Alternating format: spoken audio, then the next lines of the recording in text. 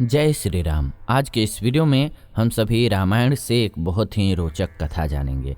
आखिर कौन सा वो राक्षस था जिसका वध ना तो भगवान श्री राम ने किया और ना ही लक्ष्मण जी ने, ना ही हनुमान जी ने, बल्कि माता सीता ने किया। आप चौंक गए होंगे। अगर आप जानते हैं तो कमेंट करके ज़रूर बताइए हमें, और नहीं तो कमेंट में जय श्री सीताराम जरूर लिखिएगा। आइए आगे बढ़ते हैं और ये कथा जानते हैं। रावण की मृत्यु के बाद प्रभु श्री राम रावण के छोटे भाई विभीषण को लंका का सारा राजपाट सौंप करके अयोध्या लौट आए। ये आप सभी को पता है कि रावण का वध करने के बाद उन्होंने विभीषण को लंका का राजा बना दिया और स्वयं अयोध्या का राजपाट चलाने लगे। एक दिन जब प्रभु श्री रामचंद्र जी अपनी राज्यसभा में बैठे हुए थे, उसी समय अचानक लंका के राजा विभीषण भी राजसभा में पहुंच गए।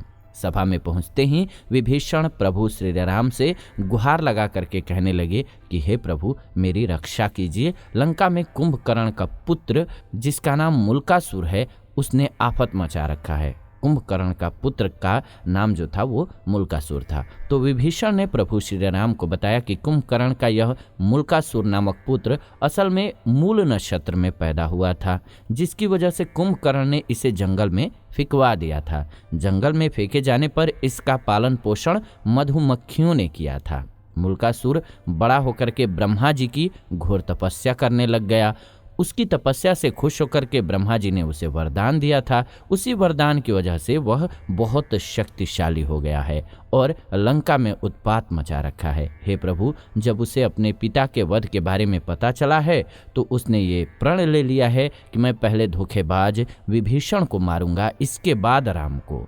विभीषण की बात सुन करके प्रभु श्री राम ने हनुमान जी और लक्ष्मण जी को सेना लेकर के लंका भेज दिया। इधर जैसे ही मुल्कासुर को राम की सेना के आने की बात पता चली तो वो भी अपनी सेना के साथ लंका के बाहर आ गया। दोनों सेनाओं के बीच करीब 7 दिनों तक घोर युद्ध चलता रहा, लेकिन मुल्कासुर अकेले ही श्री राम की सेना पर भारी पड़ रहा था। मुल्कासुर को स्त्री के हाथों मरने का दरअसल वरदान प्राप्त हुआ था। उधर प्रभु श्री राम जब अपने मंत्री सहित लंका पहुंचे तो उन्हें भी युद्ध के बारे में पता चला, जिससे वे चिंतित हो गए। उसी समय ब्रह्मा जी भी वहां पर आ गए और प्रभु श्री राम से कहने लगे कि हे भगवान, इसे मैंने स्त्री के हाथों से मरने का वरदान दिया है, इसलिए आप सीता को यहाँ बुला करके उनसे ही इसका वध करवाइए। ब्रह्मा जी की बात सुनकर के प्रभु श्री राम ने हनुमान जी को अयोध्या भेजकर माता सीता को लंका बुलाया। लंका पहुंचने पर प्रभु श्री राम ने माता सीता को मुल्कासुर के बारे में पूरी बातें बताई। प्रभु श्री राम की बात सुनकर के माता सीता को क्रोध आ गया। क्रोध में ही उनके शरीर से एक तामसी शक्ति निकल पड़ी। ये शक्ति सीता की छाया में चंडी का रूप धारण करके लंका की तरफ चल पड़ी। सीता जी ने मुल्कासुर पर 5 बाण चलाए।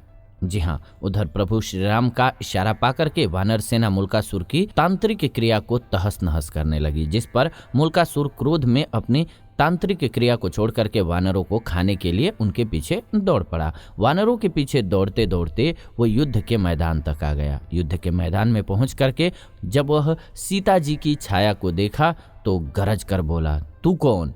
इस पर सीता की छाया ने गर्जना करते हुए कहा कि मैं तुम्हारी मौत चंडी हूँ। तूने मेरा नाम लेने वाले ऋषि मुनियों को खा डाला था, इसलिए अब मैं तुम्हें मारकर उसका बदला लूंगी। इतना कहकर छाया सीता ने मुल्कासुर पर 5 बाण चलाए। दोनों में घोर युद्ध हुआ। अंत में छाया सीता ने चंडिकास्त्र का प्रयोग करते हुए मुल्कासुर का वध कर दिया। मुल्कासुर का वध करने के बाद छाया सीता वापस लौट करके माता सीता के शरीर में प्रवेश कर गई। तो इस प्रकार से ये एक जो मुल्कासुर राक्षस था, जो कि मुख्यतः कुंभकर्ण का पुत्र था, उसका वध किया था। तो कैसी लगी ये कथा?